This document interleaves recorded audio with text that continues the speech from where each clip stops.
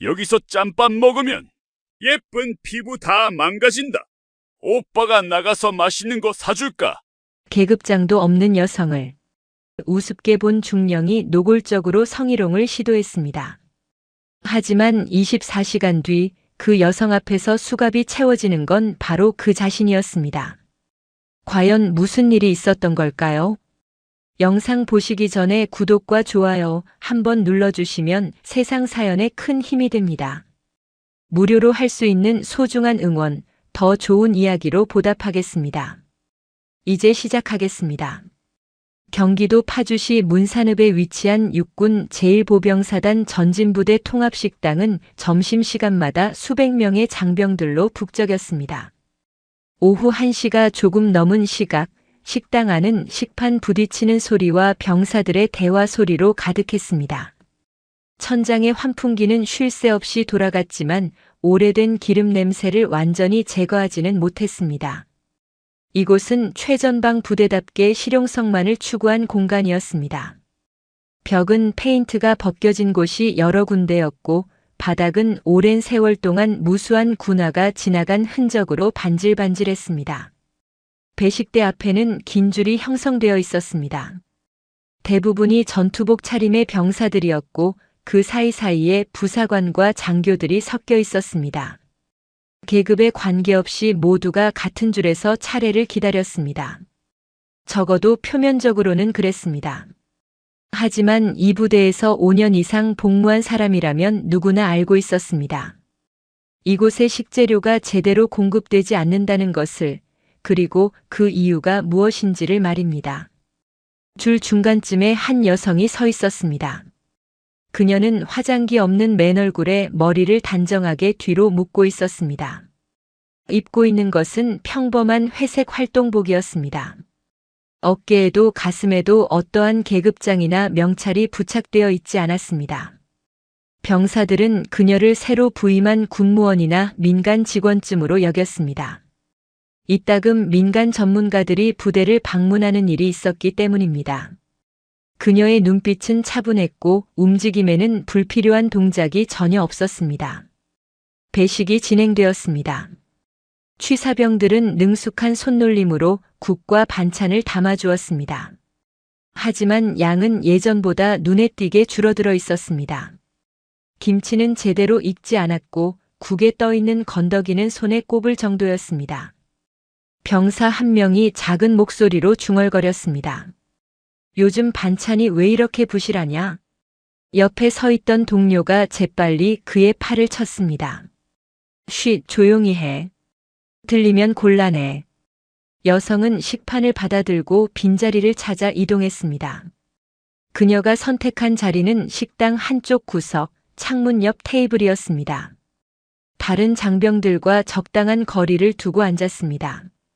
식판을 내려놓고 숟가락을 집어든 순간이었습니다. 이봐, 아가씨. 굵고 거만한 목소리가 그녀의 등 뒤에서 들려왔습니다. 식당 안의 소음이 순간적으로 줄어들었습니다.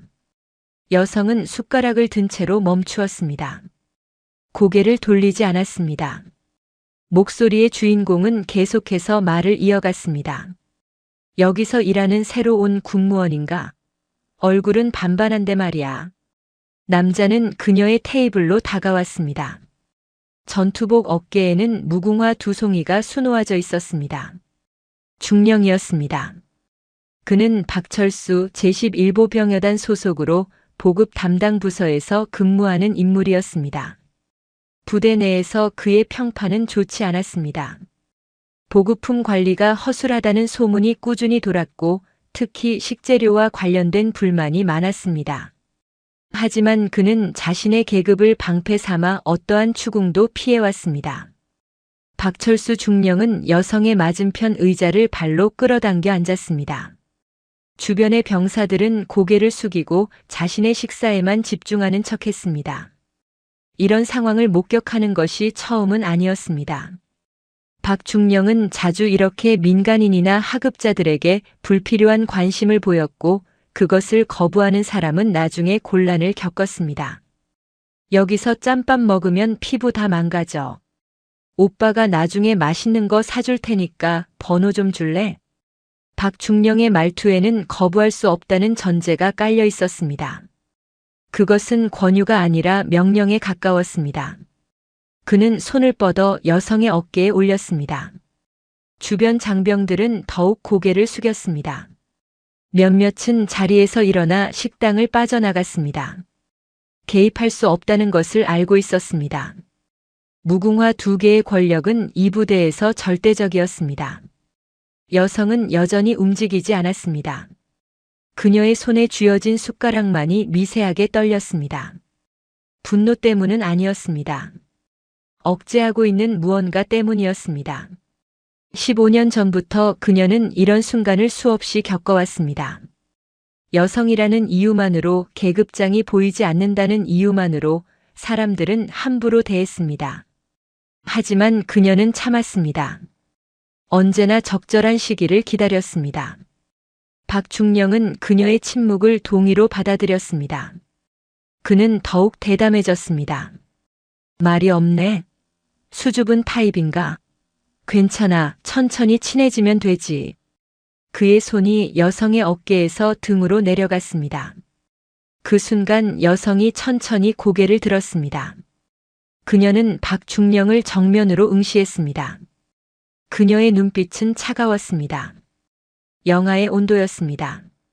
707 특수임무단에서 13년 동안 수많은 작전을 수행하며 다져진 눈빛이었습니다. 생사의 경계를 수십 번 넘나든 사람만이 가질 수 있는 서늘함이었습니다. 박중령은 그 눈빛을 마주하는 순간 본능적으로 등골이 차가워지는 것을 느꼈습니다. 하지만 그는 자신의 본능을 무시했습니다. 군무원 따위가 자신에게 무엇을 할 수 있겠습니까? 그는 오히려 코웃음을 쳤습니다. 왜 눈부라리면 내가 무서워할 것 같아? 여성은 낮지만 또렷한 목소리로 말했습니다. 손 치우시지, 박중령. 식당 안이 순간 정적에 휩싸였습니다. 주변의 장병들이 일제히 고개를 들었습니다. 그녀가 박중령의 이름과 계급을 정확히 불렀기 때문입니다. 그리고 반말이었습니다. 군대에서 하급자가 상급자에게 반말을 한다는 것은 상상할 수 없는 일이었습니다. 아니, 민간인이 현역 중령에게 반말을 한다는 것 자체가 충격이었습니다. 박철수 중령의 얼굴이 굳어졌습니다. 그는 손을 거두지 않았습니다. 오히려 더 강하게 그녀의 어깨를 움켜쥐었습니다. 뭐? 지금 뭐라고 했어? 여성은 표정 변화 없이 계속해서 말했습니다. 당신의 그 더러운 손이 지난 6개월 동안 이 부대 장병들의 식재료를 빼돌리는 데 쓰였다는 사실을 내가 모를 줄 알았습니까? 박중령의 얼굴에서 혈색이 사라졌습니다.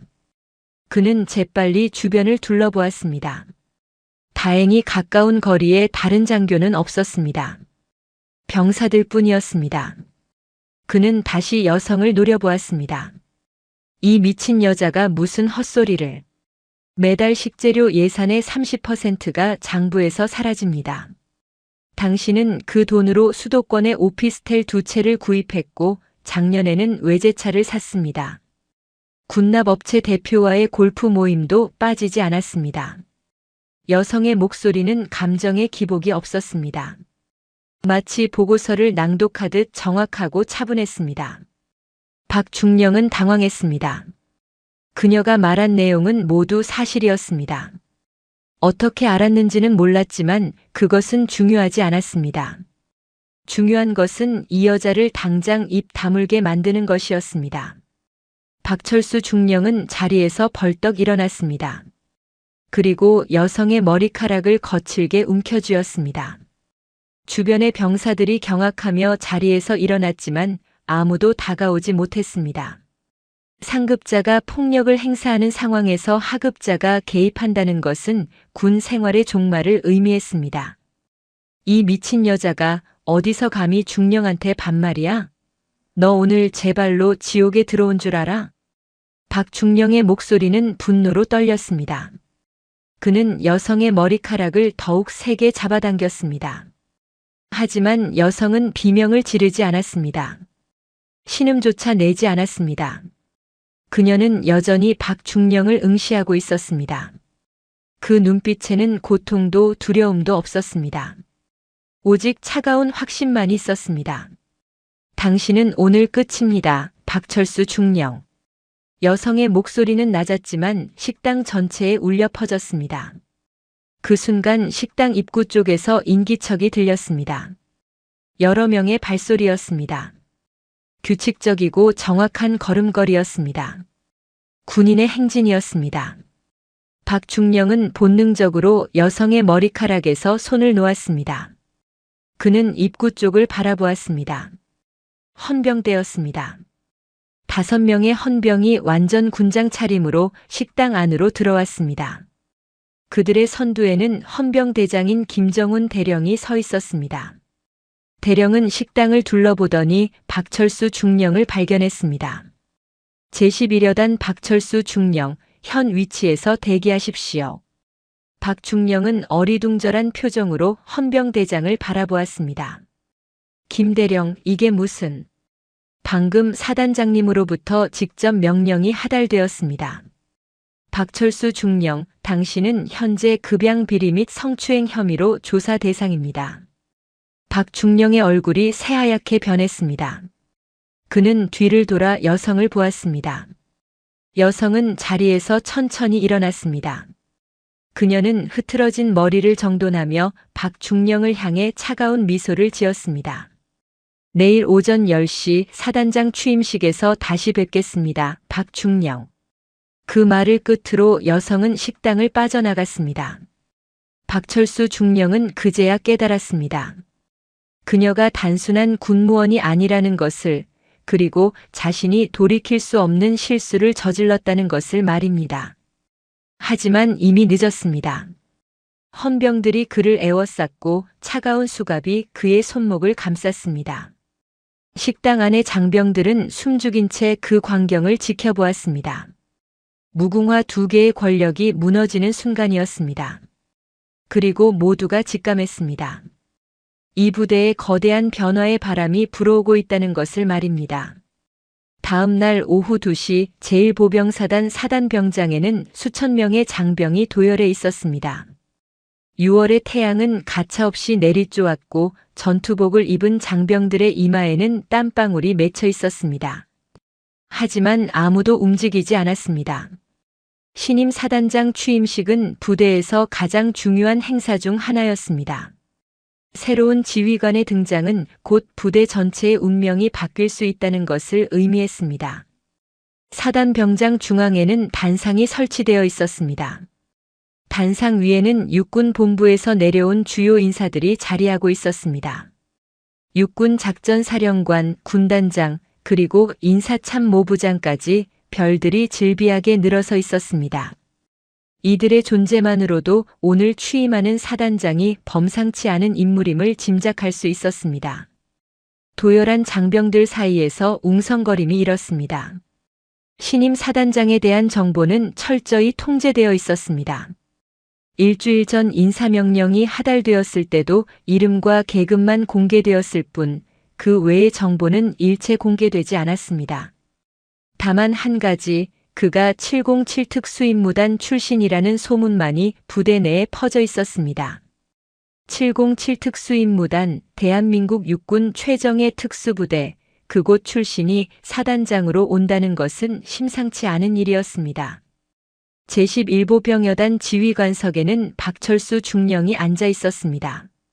그는 새로 다림질한 전투복을 입고 있었지만 표정은 어두웠습니다. 어제 취사장에서 있었던 일이 머릿속을 떠나지 않았습니다. 헌병대에 연행되었다가 상급자의 압력으로 풀려나긴 했지만 불안감은 사라지지 않았습니다. 그 여자는 누구였을까? 어떻게 자신의 비리 내역을 그토록 정확히 알고 있었을까? 박중령의 옆자리에는 같은 여단 소속의 김영호 소령이 앉아 있었습니다. 김 소령은 박중령에게 작은 목소리로 말했습니다. 중령님 괜찮으십니까? 얼굴이 안 좋아 보이는데요. 박철수 중령은 짧게 대답했습니다. 아니야, 괜찮아. 그냥 좀 피곤할 뿐이야. 하지만 그의 손은 계속해서 떨리고 있었습니다. 김소령은 더 이상 묻지 않았습니다. 박중령이 요즘 이상하다는 것은 여단 내에서 공공연한 사실이었습니다. 급양 비리 의혹이 불거진 이후 그는 평소와 달리 신경질적이고 예민해져 있었습니다. 오후 2시 정각 군악대의 연주가 시작되었습니다. 애국가가 장엄하게 울려 퍼졌습니다. 모든 장병이 차려 자세로 국기에 경례를 올렸습니다. 애국가가 끝나고 육군 작전사령관이 단상 중앙으로 걸어 나왔습니다. 그의 어깨에는 별 3개가 있었습니다. 중장이었습니다. 오늘 제1보병사단의 새로운 지휘관을 맞이하게 되었습니다. 작전사령관의 목소리는 확성기를 통해 사단병장 전체에 퍼졌습니다. 신임 사단장은 대한민국 육군의 자랑이자 특수전의 전설입니다. 707 특수임무단에서 15년간 복무하며 수많은 작전을 성공적으로 수행했습니다. 연천 최전방 침투 작전, 서해 대침투 저지 작전, 그리고 수많은 대테러 작전에서 탁월한 리더십을 보여주었습니다. 장병들 사이에서 긴장감이 고조되었습니다. 707 특수임무단에서 15년이라는 것은 보통 일이 아니었습니다. 특수부대는 체력적으로나 정신적으로 극한의 환경이었고 그곳에서 15년을 버텨낸다는 것은 대단한 인내와 능력을 의미했습니다. 또한 신임 사단장은 육군사관학교를 수석으로 졸업했으며 미국 육군 레인저 스쿨과 영국 SAS 교환 장교 과정을 이수한 엘리트 장교입니다. 박철수 중령은 손바닥에 땀이 차는 것을 느꼈습니다. 왜인지 모르게 불길한 예감이 들었습니다. 그는 주변을 둘러보았습니다. 다른 장교들도 긴장한 표정이었습니다. 새로운 사단장이 707 출신이라는 것은 그가 부대를 매우 엄격하게 운영할 것이라는 뜻이었습니다. 작전사령관이 계속해서 말했습니다. 그리고 무엇보다 신임 사단장은 대한민국 육군 역사상 최연소로 소장 계급에 진급한 기록을 보유하고 있습니다. 장내의 웅성거림이 일었습니다. 최연소 소장이라니 도대체 몇 살일까? 보통 소장 진급은 50대 초반에 이루어졌습니다. 빨라도 40대 후반이었습니다. 최연소라는 것은 그보다 훨씬 젊다는 뜻이었습니다. 그럼 지금부터 제1보병사단 신임 사단장을 소개하겠습니다. 군악대가 다시 연주를 시작했습니다. 취임 행진곡이었습니다. 장병들의 시선이 일제히 단상 뒤편으로 향했습니다. 그곳에서 한 사람이 걸어 나왔습니다. 처음에는 실루엣만 보였습니다. 하지만 그 실루엣만으로도 충분히 알 수 있었습니다. 여성이었습니다. 장내가 순식간에 정적에 휩싸였습니다. 웅성거림이 완전히 멈췄습니다. 수천 명의 장병이 숨을 죽인 채 그녀를 바라보았습니다. 그녀는 완벽하게 다림질된 전투복을 입고 있었습니다. 검은색 반 전투화는 거울처럼 빛났습니다. 전투모는 정확히 규정대로 착용되어 있었고 벨트는 단 하나의 주름도 없이 조여져 있었습니다. 그리고 그녀의 어깨 위에는 2개의 별이 있었습니다. 소장 계급장이었습니다. 박철수 중령의 얼굴에서 모든 혈색이 사라졌습니다. 그는 자리에서 일어서려다가 휘청거렸습니다. 옆에 있던 김영호 소령이 재빨리 그를 붙잡았습니다. 중령님 괜찮으십니까? 하지만 박중령은 대답하지 못했습니다. 그의 시선은 단상 위의 여성에게 고정되어 있었습니다. 그녀였습니다. 어제 취사장에서 만났던 그 여성이었습니다. 화장기 없는 얼굴, 단정하게 묶은 머리, 차가운 눈빛, 모든 것이 일치했습니다. 차이가 있다면 어제는 어깨에 아무것도 없었지만 지금은 별 2개가 있다는 것뿐이었습니다. 신임 사단장은 단상 중앙으로 걸어갔습니다. 그녀의 걸음걸이는 정확했습니다. 군화 소리가 규칙적으로 울렸습니다. 좌우 좌우. 15년간 특수부대에서 다져진 걸음걸이였습니다. 그녀는 단상 중앙에 서서 육군 작전사령관에게 경례를 올렸습니다. 작전 사령관이 답례했고 그녀는 마이크 앞으로 섰습니다. 나는 오늘부로 제1보병사단의 지휘권을 인수하는 사단장 현서진 소장입니다. 그녀의 목소리는 명확했습니다. 확성기를 통해 사단 병장 구석구석까지 전달되었습니다. 어제 취사장에서 들었던 그 목소리였습니다. 박철수 중령은 온몸이 떨리기 시작했습니다. 현서진 소장은 도열한 장병들을 천천히 둘러보았습니다. 그녀의 시선이 제11여단 지휘관석을 지나갈 때 박철수 중령과 눈이 마주쳤습니다. 그 순간 박 중령은 자신의 운명이 끝났다는 것을 직감했습니다. 저는 707 특수임무단에서 15년간 복무했습니다. 그곳에서 저는 한 가지 원칙을 배웠습니다. 임무는 반드시 완수한다. 동료는 반드시 지킨다. 그리고 적은 반드시 제거한다. 현 소장의 목소리는 차분했지만 강력했습니다. 저는 이 부대에 부임하면서 한 가지 임무를 받았습니다. 제1보병사단을 대한민국 최정예 부대로 만들라는 것입니다. 그리고 그 임무를 완수하기 위해서는 먼저 이 부대를 썩게 만든 요소들을 제거해야 합니다. 장내의 공기가 무거워졌습니다. 장교들의 얼굴이 창백해졌습니다. 특히 보급과 행정을 담당하는 장교들은 불안한 표정을 감추지 못했습니다. 현서진 소장은 계속해서 말을 이었습니다. 저는 지난 한 달간 이 부대의 모든 자료를 검토했습니다. 급양 관리, 보급품 운영, 장비 유지, 인사 관리 모든 분야를 샅샅이 조사했습니다. 박철수 중령의 다리가 후들거렸습니다. 한 달간 조사했다는 것은 자신이 헌병대에 연행되기 전부터 이미 감시받고 있었다는 뜻이었습니다. 어제 취사장에서의 만남은 우연이 아니라 계획된 것이었습니다. 그리고 저는 발견했습니다. 이 부대에는 장병들의 피와 땀을 착취하는 기생충들이 있다는 것을 말입니다. 현 소장의 목소리에 분노가 섞이기 시작했습니다. 제11보병여단 보급 담당 박철수 중령, 앞으로 나오십시오. 장내가 순간 얼어붙었습니다. 모든 시선이 박철수 중령에게로 향했습니다. 박 중령은 움직이지 못했습니다. 다리가 굳어서 한 걸음도 뗄 수 없었습니다. 옆에 김영호 소령이 그의 팔을 잡으며 속삭였습니다. 중령님, 나가셔야 합니다. 박철수 중령은 마치 사형수처럼 자리에서 일어났습니다. 그는 비틀거리며 단상 앞으로 걸어갔습니다. 수천 명의 장병이 그를 지켜보고 있었습니다. 그는 단상 아래에 서서 고개를 숙였습니다. 감히 현서진 소장을 쳐다볼 수가 없었습니다. 현 소장은 손에 든 서류 파일을 펼쳤습니다. 그리고 낭독하기 시작했습니다. 박철수 중령, 당신은 지난 6개월간 총 48회에 걸쳐 급양 예산을 횡령했습니다. 횡령 총액은 2억 3천만 원입니다. 당신은 그 돈으로 서울 강남에 오피스텔 2채를 구입했고 수입 자동차를 구매했습니다.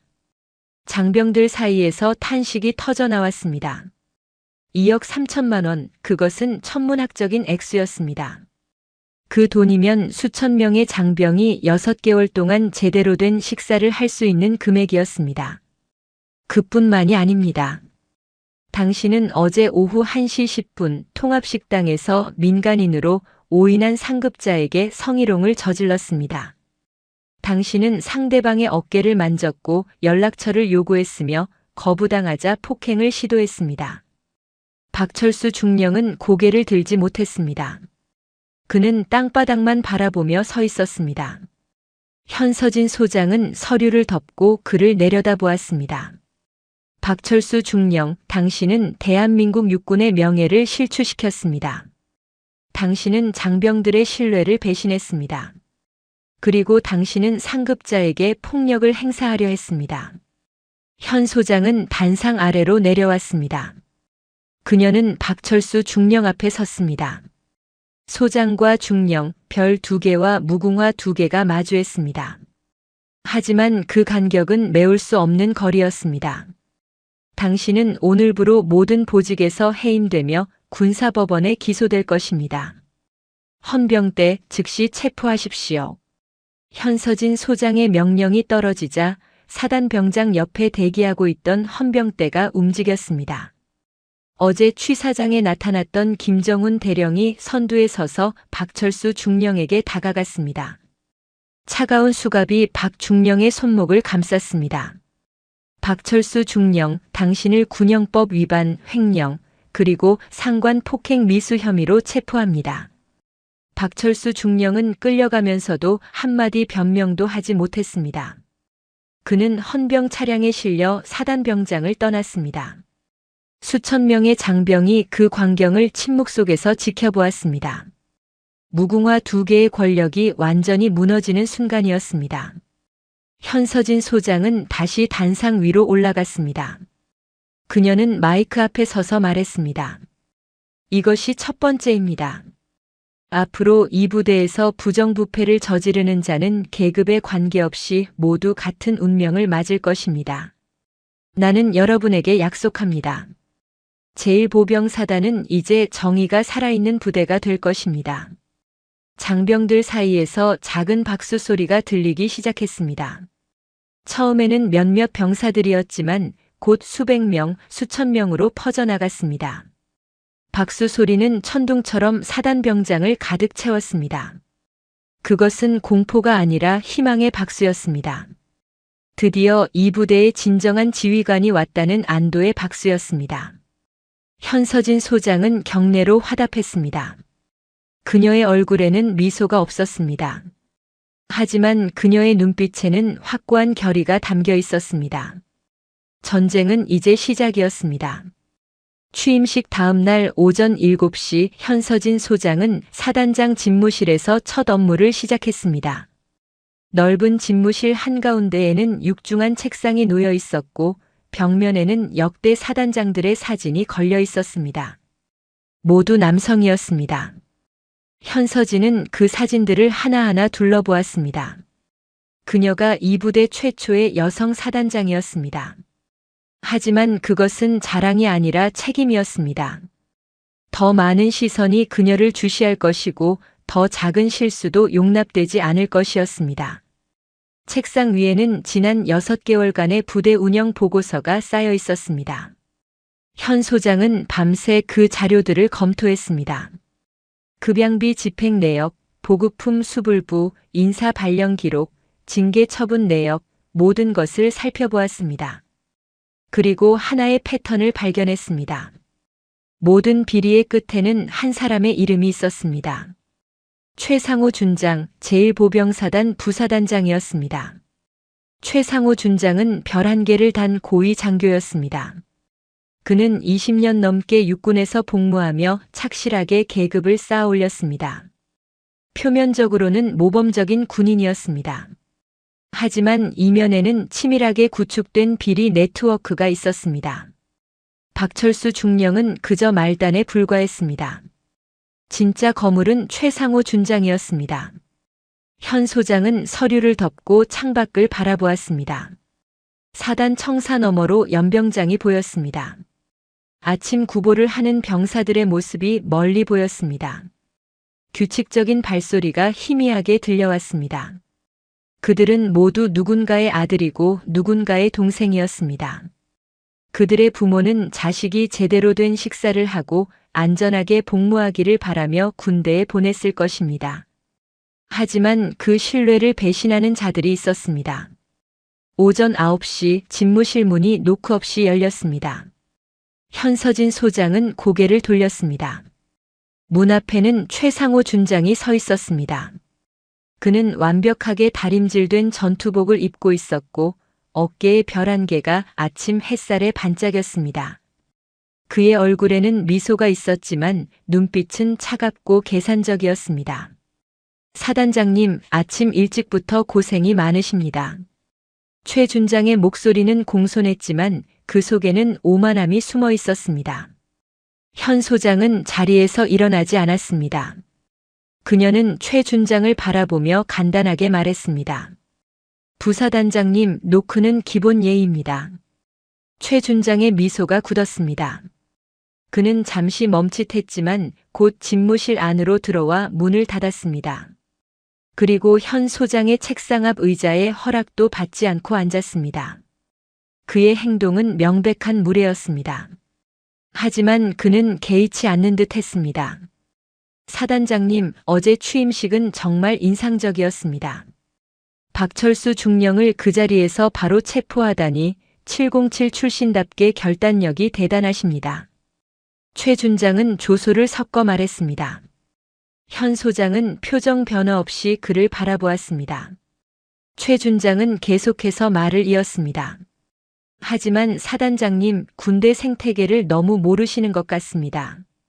특수부대와 야전부대는 다릅니다. 여기는 707이 아닙니다. 그래서 하시고 싶은 말씀이 무엇입니까, 부사단장님? 현서진 소장의 목소리는 차분했습니다. 최 준장은 몸을 앞으로 기울이며 위협적인 자세를 취했습니다. 박철수 중령은 저와 함께 오랫동안 일해온 동료입니다. 그를 그렇게 공개적으로 망신을 주신 것은 저에 대한 모욕이기도 합니다. 사단장님, 이 부대에는 사단장님이 모르는 많은 일들이 있습니다.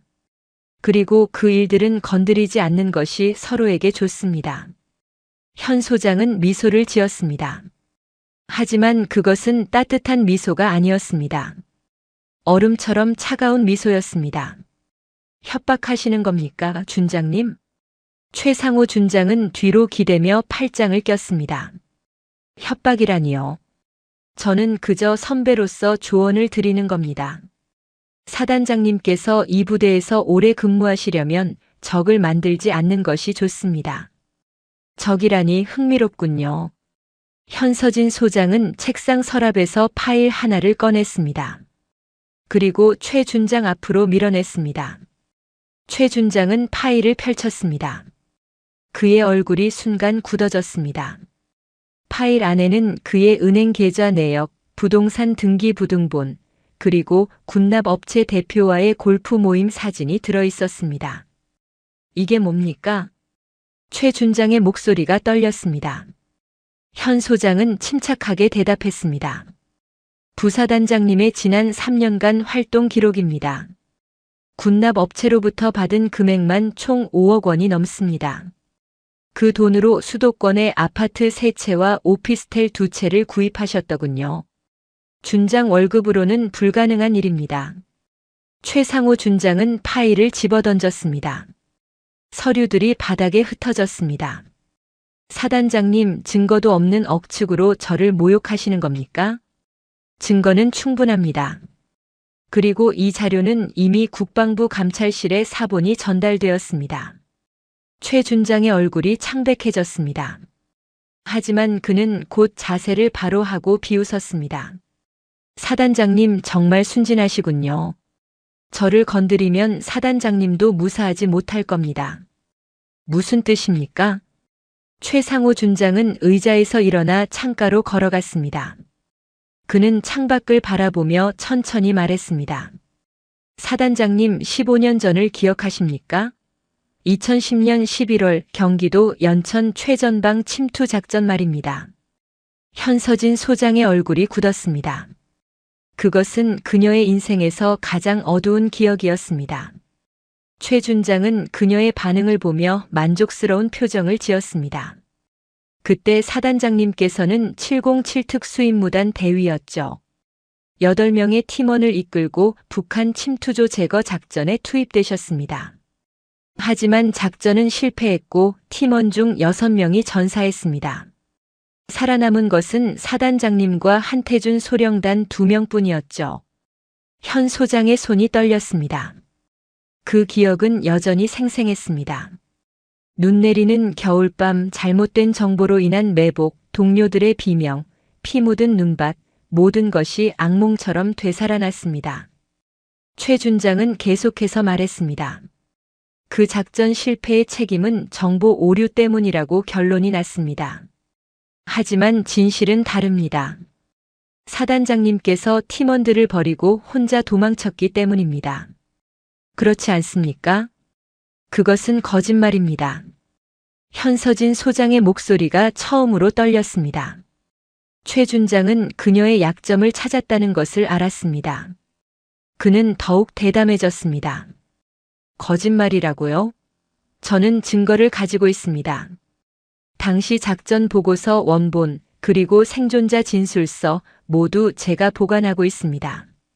제가 그것들을 언론에 흘리면 사단장님의 경력은 하루아침에 끝장입니다. 707의 영웅이 아니라 동료를 버린 비겁자로 기억될 것입니다. 현 소장은 책상을 꽉 움켜쥐었습니다. 손톱이 나무에 파고들었습니다. 최 준장은 마지막 일격을 가했습니다. 그러니 사단장님, 저를 건드리지 마십시오. 그리고 박철수 중령도 풀어주십시오. 그렇게 하면 저도 사단장님의 과거를 묻어드리겠습니다. 이것이 제 마지막 제안입니다. 침묵이 흘렀습니다. 10초, 20초, 30초 시간이 멈춘 것 같았습니다. 최상호 준장은 승리를 확신했습니다. 그는 현서진 소장이 굴복할 것이라고 생각했습니다. 하지만 현 소장이 고개를 들었을 때 그녀의 눈빛은 달라져 있었습니다. 더 이상 흔들리지 않았습니다. 오히려 더 차갑고 단호했습니다. 그녀는 천천히 입을 열었습니다.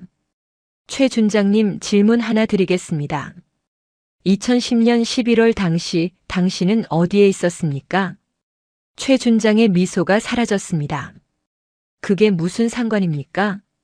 당신은 당시 육군 본부 작전 참모부 작전과장이었습니다. 최상호 준장의 얼굴에서 혈색이 사라졌습니다. 현서진 소장은 자리에서 일어났습니다. 그녀는 최 준장에게 다가가며 차갑게 말했습니다.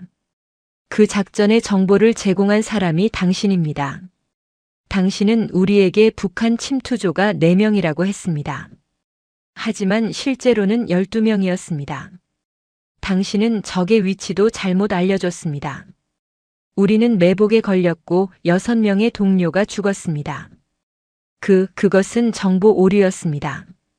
저도 잘못된 정보를 받았던 겁니다. 최 준장의 목소리가 떨렸습니다. 현 소장은 코앞까지 다가갔습니다. 거짓말입니다.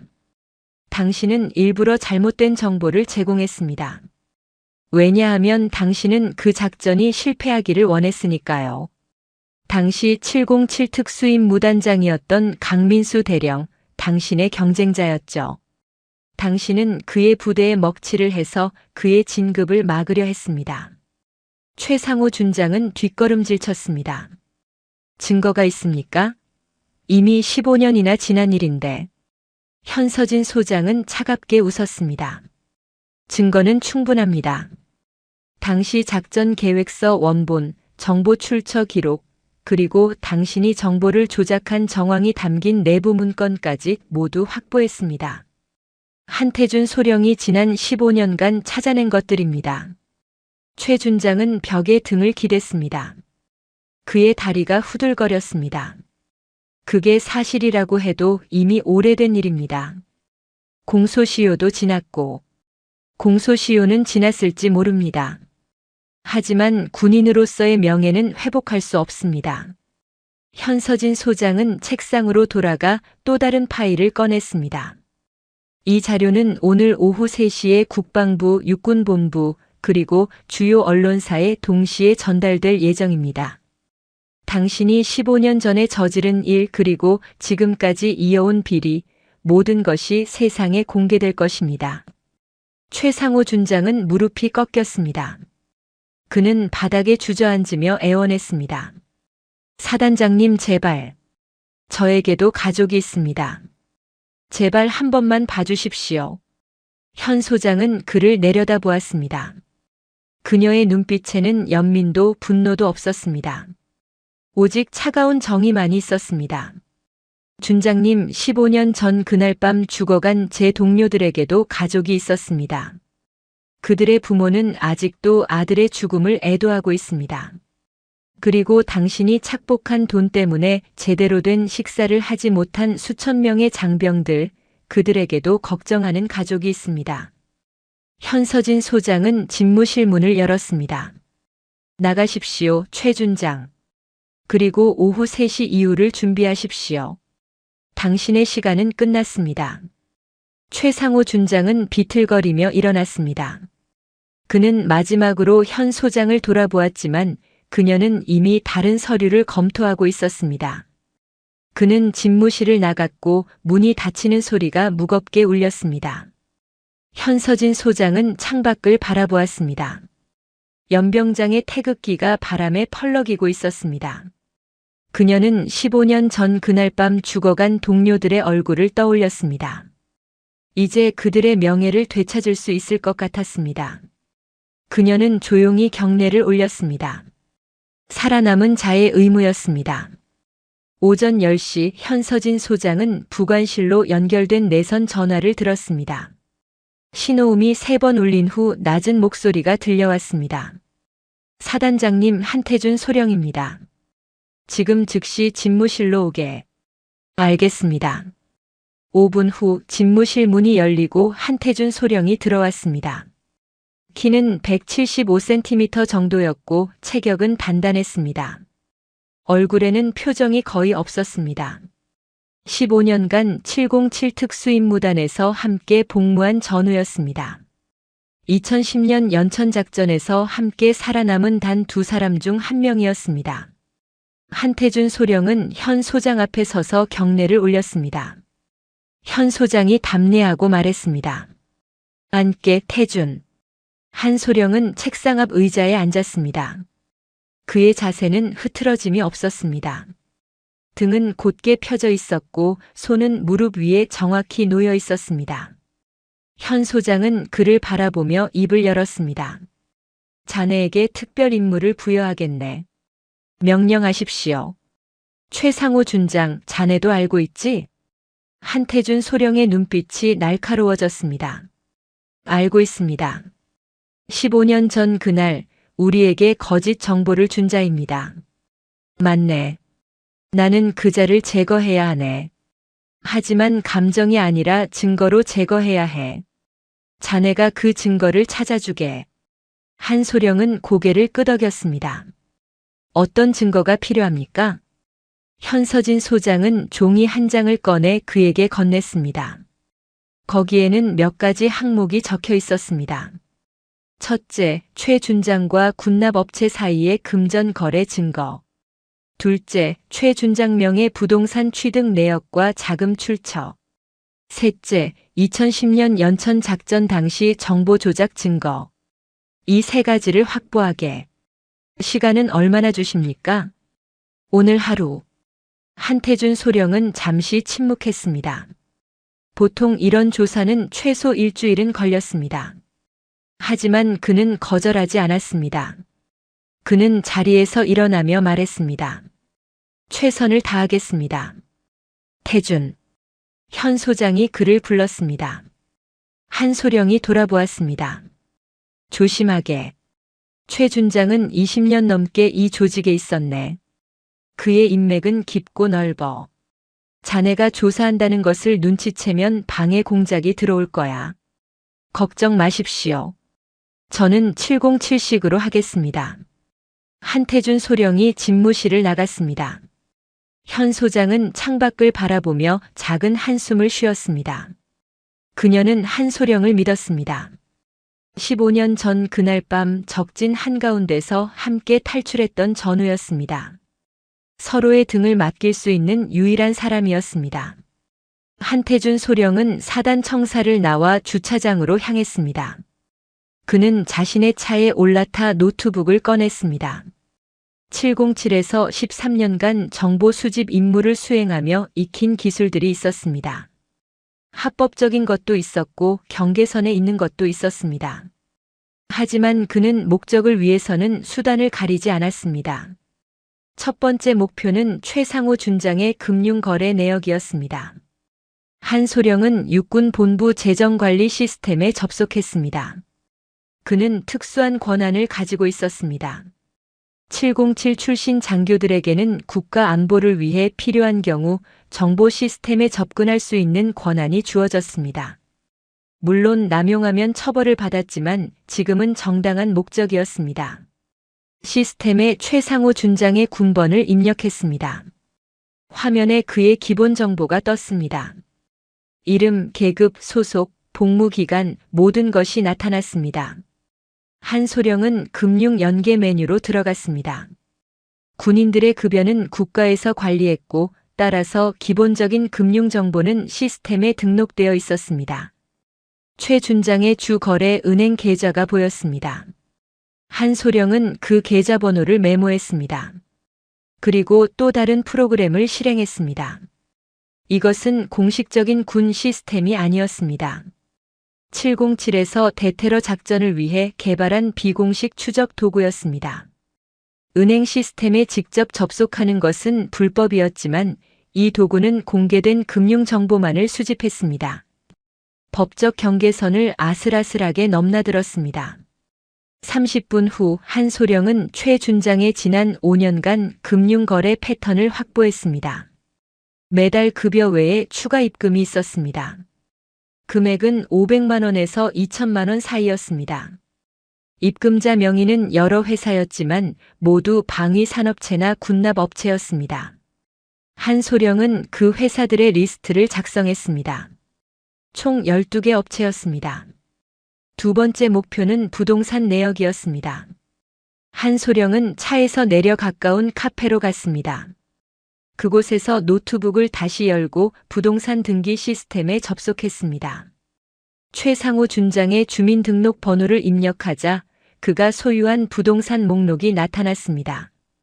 서울 강남구 아파트 2채, 경기도 성남시 아파트 1채, 서울 송파구 오피스텔 2채 총 5건이었습니다.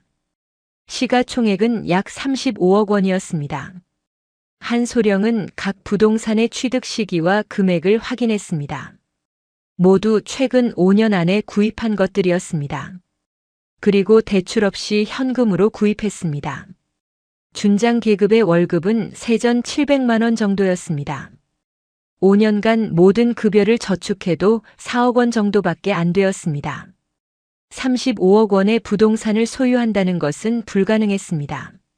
한소령은 더 파고들었습니다. 부동산 매매 계약서상의 매도인을 추적했습니다. 5건의 부동산 중 3건의 매도인이 군납업체 대표였습니다. 시세보다 20% 싸게 거래되었습니다. 이것은 명백한 뇌물이었습니다. 정상적인 부동산 거래가 아니었습니다. 오후 1시 한태준 소령은 다시 차로 돌아갔습니다. 이제 가장 어려운 부분이 남았습니다. 15년 전 연천 작전의 정보 조작 증거였습니다. 이것은 단순히 컴퓨터로 해결할 수 있는 일이 아니었습니다. 실제 문서를 확보해야 했습니다. 한소령은 서울로 향했습니다. 목적지는 용산에 있는 육군 본부였습니다. 거기에는 과거 작전 기록들이 보관된 문서고가 있었습니다. 2시간 후 그는 육군 본부 정문에 도착했습니다. 경비병이 신분증과 출입증을 확인했습니다. 한소령의 707 출신 신분은 육군 본부 대부분의 구역에 접근할 수 있는 권한을 주었습니다. 그는 지하 2층 문서고로 향했습니다. 긴 복도를 지나자 철문이 나타났습니다. 문 앞에는 경비병이 서 있었습니다. 한소령이 출입증을 보여주자 경비병이 철문을 열어주었습니다. 안에는 수많은 서가가 늘어서 있었습니다. 모두 과거 작전 기록들이었습니다. 한소령은 2010년 11월 섹션으로 갔습니다. 그곳에서 연천 작전 관련 파일을 찾았습니다. 두꺼운 파일에는 작전 계획서, 정보 보고서, 사후 평가서 등이 들어 있었습니다. 한소령은 정보 보고서를 주의 깊게 살펴보았습니다. 보고서 작성자는 최상호 중령이었습니다. 당시 그는 작전참모부 작전과장이었습니다. 보고서에는 북한 침투조의 규모가 4명이라고 적혀 있었습니다. 위치는 연천군 중면 횡살리 일대였습니다. 무장은 소총과 수류탄으로 추정된다고 적혀 있었습니다. 한소령은 다음 페이지를 넘겼습니다. 거기에는 정보 출처가 적혀 있었습니다. 국군정보사령부 첩보요원 보고서였습니다. 한소령은 그 보고서 원본을 찾기 위해 다른 섹션으로 이동했습니다. 정보사 문서는 별도로 보관되어 있었습니다. 30분간의 검색 끝에 원본 보고서를 찾았습니다. 한소령은 그것을 펼쳤습니다. 그리고 경악했습니다. 원본 보고서에는 북한 침투조가 12명이라고 적혀 있었습니다. 위치도 횡산리가 아니라 중면 삼거리 일대였습니다. 무장은 자동 소총과 대전차 로켓포까지 포함되어 있었습니다. 최상호 중령은 원본 정보를 조작했습니다. 12명을 4명으로 정확한 위치를 엉뚱한 곳으로 중화기를 경화기로 바꿔 보고했습니다. 이것은 단순한 실수가 아니었습니다. 의도적인 정보 왜곡이었습니다. 한태준 소령은 두 보고서를 모두 사진으로 촬영했습니다. 그리고 작성자 서명 부분을 확대해서 찍었습니다. 최상호의 서명이 선명하게 보였습니다. 이것으로 그가 정보를 조작했다는 증거를 확보했습니다. 오후 5시 한소령은 다시 파주로 돌아왔습니다. 그는 수집한 모든 자료를 정리했습니다. 금융거래 내역, 부동산 취득 기록, 그리고 15년 전 정보 조작 증거까지 3가지 모두 확보했습니다. 그는 현서진 소장에게 전화를 걸었습니다. 사단장님 한태준입니다. 임무 완수했습니다. 수고했네. 지금 바로 집무실로 오게. 오후 6시 한태준 소령은 사단장 집무실에 모든 자료를 제출했습니다. 현서진 소장은 그 자료들을 하나하나 검토했습니다. 그녀의 얼굴에 만족스러운 표정이 떠올랐습니다. 완벽하네, 태준. 이것이면 충분해. 현 소장은 즉시 육군본부 감찰실, 국방부 감찰관실, 그리고 검찰청의 자료 사본을 전송했습니다. 동시에 국방일보와 주요 언론사에도 보도 자료를 배포했습니다. 그녀는 최상호 준장에게 어떠한 도피 기회도 주지 않을 작정이었습니다. 오후 7시 최상호 준장의 휴대전화가 울렸습니다. 그는 관사에서 저녁 식사를 하고 있었습니다. 전화는 육군본부 인사참모부에서 걸려온 것이었습니다. 최상호 준장님 긴급 소환 명령입니다. 내일 오전 9시까지 육군본부로 출두하십시오. 최 준장의 얼굴이 창백해졌습니다. 그는 재빨리 컴퓨터를 켰습니다. 뉴스 사이트에는 이미 속보가 떠 있었습니다. 육군 준장 수억 원대 비리 의혹, 15년 전 작전 정보 조작 의혹, 제목들이 그를 향해 있었습니다. 최 준장은 서둘러 짐을 쌌습니다. 도주를 준비했습니다. 하지만 관사 밖에는 이미 헌병들이 배치되어 있었습니다. 현서진 소장은 그가 도망칠 것을 예상하고 미리 포위망을 구축했습니다. 오후 8시 최상호 준장의 관사 초인종이 울렸습니다. 그가 문을 열자 김정훈 대령이 서 있었습니다. 그의 뒤에는 헌병 6명이 있었습니다. 최상호 준장님 군형법 위반 및 뇌물수수 혐의로 체포합니다. 최 준장은 저항하지 않았습니다. 그는 이미 모든 것이 끝났다는 것을 알고 있었습니다. 수갑이 채워지고 그는 헌병 차량에 실렸습니다. 별 한 개의 권력이 무너지는 순간이었습니다. 현서진 소장은 사단장 집무실 창문에서 그 광경을 지켜보았습니다. 헌병 차량의 빨간 경광등이 어둠 속에서 멀어져 갔습니다. 그녀는 한태준 소령을 바라보며 말했습니다. 15년이 걸렸지만 드디어 해냈네. 한소령은 경례를 올렸습니다. 이것이 707의 방식입니다. 임무는 반드시 완수합니다. 두 사람은 창밖을 바라보았습니다. 파주의 밤하늘에는 별들이 총총히 빛나고 있었습니다. 그 별들처럼 정의는 언제나 어둠을 이긴다는 것을 그들은 증명했습니다. 최상호 준장이 체포된 지 일주일이 지났습니다. 제1보병사단에는 서서히 변화의 바람이 불기 시작했습니다. 그것은 눈에 보이는 변화였습니다. 아침 점호 때 병사들의 표정이 달라졌습니다. 이전에는 무기력하고 지친 얼굴들이었지만 이제는 생기가 돌았습니다. 그들의 눈빛에는 희망이 있었습니다. 현서진 소장은 취임 첫 주부터 파격적인 인사를 단행했습니다. 박철수 중령이 비워둔 제11여단 보급 담당 대대장 자리에는 이진우 소령이 임명되었습니다. 이 소령은 육군사관학교를 졸업하고 10년간 보급 분야에서 성실하게 일해온 장교였습니다. 그는 비리와는 거리가 먼 인물로 유명했습니다. 오히려 정직하다는 이유로 진급에서 밀려난 적도 있었습니다. 이진우 소령은 부임 첫날부터 모든 급양 시스템을 점검했습니다. 그는 식재료 공급 업체를 재선정했습니다. 기존의 납품 업체 중 뇌물을 주고받던 곳들은 모두 계약이 해지되었습니다.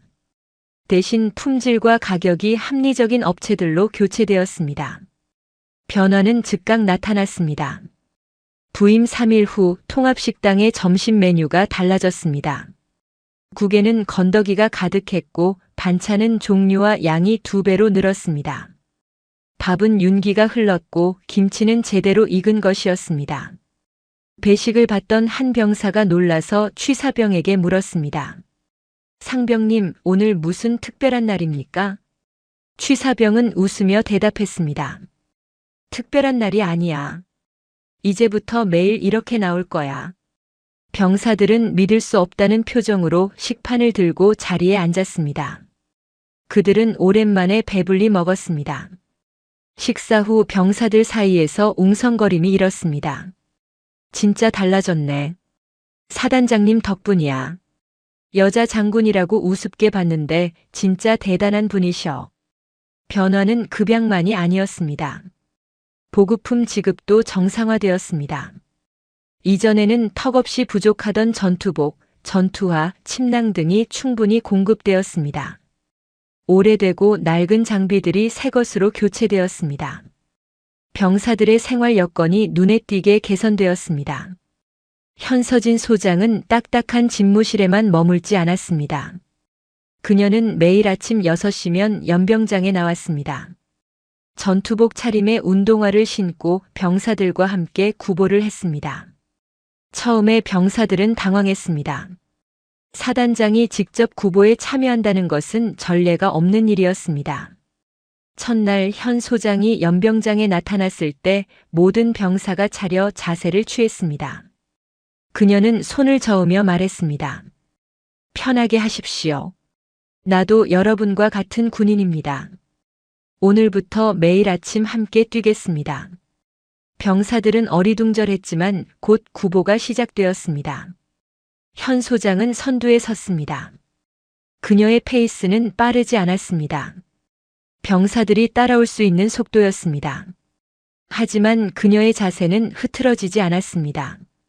15년간 707에서 다져진 체력이었습니다. 5km 구보가 끝난 후 현 소장은 병사들과 함께 스트레칭을 했습니다. 땀에 젖은 전투복을 입고 그녀는 병사들에게 말했습니다. 여러분, 계급장은 사람을 구분하기 위한 것이 아닙니다. 계급은 책임을 나타내는 것입니다. 나는 여러분보다 별이 2개 더 많습니다. 그것은 내가 여러분보다 2배 더 책임져야 한다는 뜻입니다. 병사들은 숨을 고르며 그녀의 말을 들었습니다. 현 소장은 계속해서 말했습니다. 나는 내 어깨 위에 별이 부끄럽지 않도록 여러분의 안전과 명예를 끝까지 지킬 것입니다. 그것이 지휘관의 의무입니다. 한 병사가 용기를 내어 질문했습니다. 사단장님, 저희가 사단장님을 위해 할 수 있는 일이 있습니까? 현 소장은 미소를 지었습니다. 여러분이 건강하고 당당한 군인으로 복무하는 것, 그것이 나에게 가장 큰 도움입니다. 그리고 제대 후에 이 부대에서의 경험을 자랑스럽게 이야기할 수 있다면 그것이 최고의 보답입니다. 병사들 사이에서 박수가 터져 나왔습니다. 처음에는 몇 명이었지만 곧 수백 명으로 퍼졌습니다. 현서진 소장은 경례로 화답했습니다. 그날 이후 아침 구보에 참여하는 병사들의 수가 늘어났습니다. 의무가 아니라 자발적인 참여였습니다. 한 달이 지나자 부대 전체의 분위기가 완전히 바뀌었습니다. 이전에는 무기력하고 짓눌린 공기가 흘렀지만 이제는 활기가 넘쳤습니다. 병사들은 더 이상 불만을 숨기지 않아도 되었습니다. 부당한 일이 있으면 건의할 수 있었습니다. 현 소장은 매주 금요일 오후 2시간을 병사 면담 시간으로 정했습니다. 누구든 예약 없이 사단장실을 찾아와 이야기할 수 있었습니다. 처음에는 아무도 오지 않았습니다. 병사들은 사단장을 만난다는 것 자체를 두려워했습니다. 하지만 첫 주에 한 일병이 용기를 내어 찾아왔습니다. 그는 떨리는 목소리로 생활관 시설 개선에 대해 건의했습니다. 현 소장은 그의 이야기를 끝까지 들었고 일주일 후 실제로 개선이 이루어졌습니다. 소문이 퍼지자 점점 더 많은 병사들이 찾아왔습니다. 부대 내 인사도 대대적으로 개편되었습니다. 최상호 준장이 비워둔 부사단장 자리에는 외부에서 차동욱 준장이 부임했습니다. 차 준장은 공수특전사 출신으로 청렴하고 강직한 인물로 유명했습니다. 그는 현 소장의 개혁에 적극 동참했습니다. 비리에 연루된 장교들이 모두 물러난 자리에는 실력 있는 젊은 장교들이 배치되었습니다. 그들은 대부분 30대 초중반이었습니다. 대위와 소령 계급이었습니다. 이들은 열정이 넘쳤습니다. 그들은 부대를 위해 헌신했고 병사들을 진심으로 대했습니다. 변화는 숫자로도 나타났습니다. 부대 내 징계 건수가 60% 감소했습니다. 병사들의 탈영이나 자해 시도도 현저히 줄었습니다. 반대로 부대 만족도 조사에서는 긍정 응답이 80%를 넘었습니다. 이전에는 30%에 불과했습니다. 제1보병사단은 전군에서 가장 분위기 좋은 부대로 소문나기 시작했습니다. 2달이 지난 어느 날 현서진 소장은 특별한 행사를 준비했습니다. 15년 전 연천작전에서 전사한 6명의 동료들을 위한 추모식이었습니다. 그녀는 국방부에 재심사를 요청했고 당시 전투 중 사망한 장병들의 전공을 재평가하도록 했습니다. 한태준 소령이 확보한 정보 조작 증거가 결정적이었습니다. 국방부는 재조사를 실시했고 결론을 내렸습니다. 당시 전사한 6명의 707 대원들은 잘못된 정보에도 불구하고 압도적인 적을 상대로 끝까지 싸웠습니다. 그들은 영웅이었습니다. 국방부는 이들에게 화랑무 공훈장을 추서하기로 결정했습니다. 추모식은 국립서울현충원에서 거행되었습니다. 6명의 전사자 가족들이 초대되었습니다. 15년 동안 아들의 죽음을 애도해온 부모들이었습니다. 그들은 백발이 성성한 노인이 되어 있었습니다. 현서진 소장은 정복 차림으로 식장에 나타났습니다. 그녀의 가슴에는 수많은 훈장이 달려 있었고 어깨에는 별 2개가 빛났습니다. 그녀는 한 분 한 분 전사자 가족들에게 다가가 인사했습니다. 그리고 무릎을 꿇고 고개를 숙였습니다. 죄송합니다. 제가 여러분의 아들을, 동료를 지키지 못했습니다.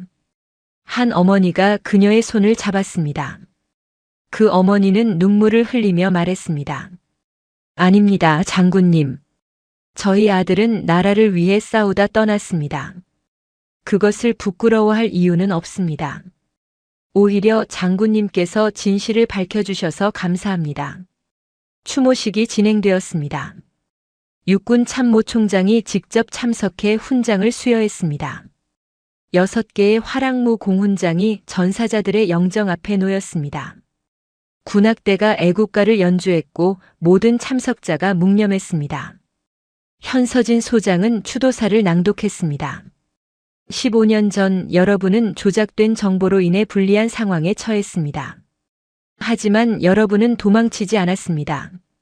끝까지 싸웠습니다. 여러분의 희생 덕분에 적의 침투를 막을 수 있었습니다.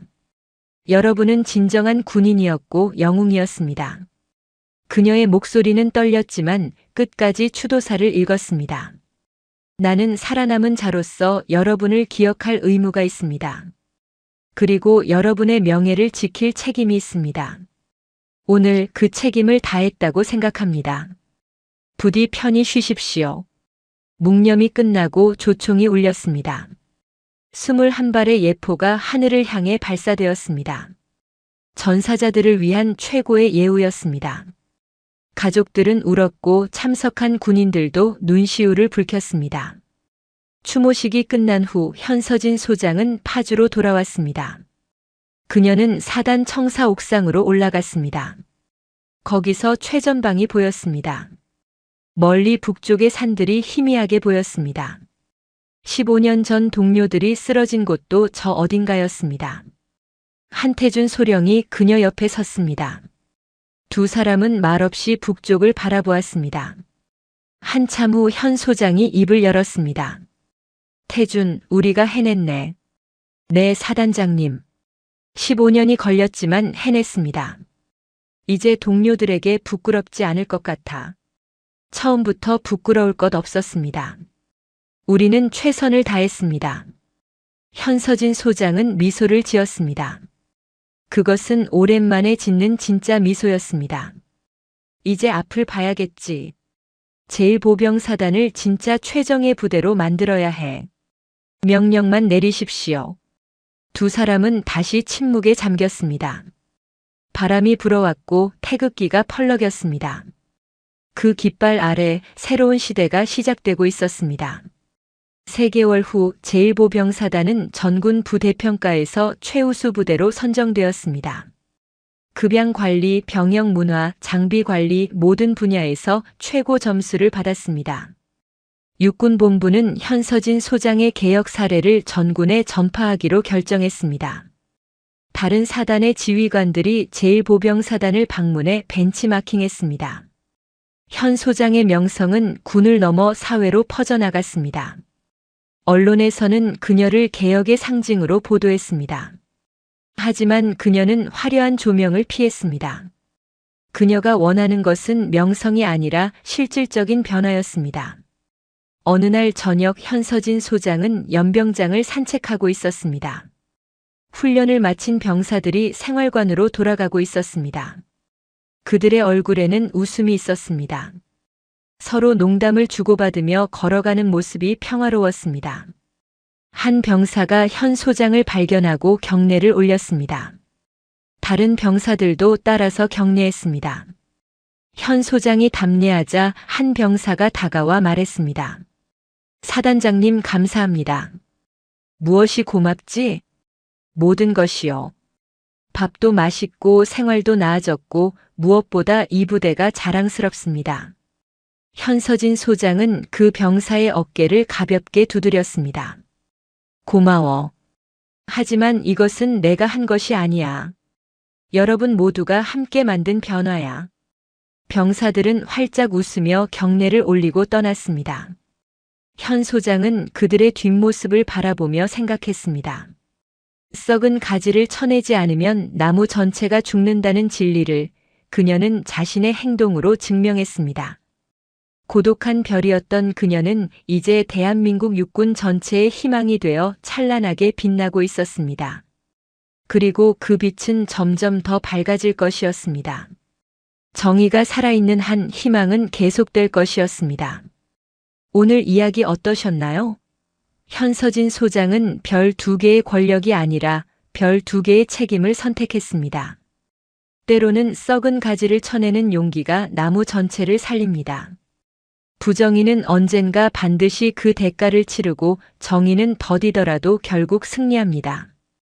여러분도 자신이 속한 곳에서 작은 용기를 내어보시길 바랍니다.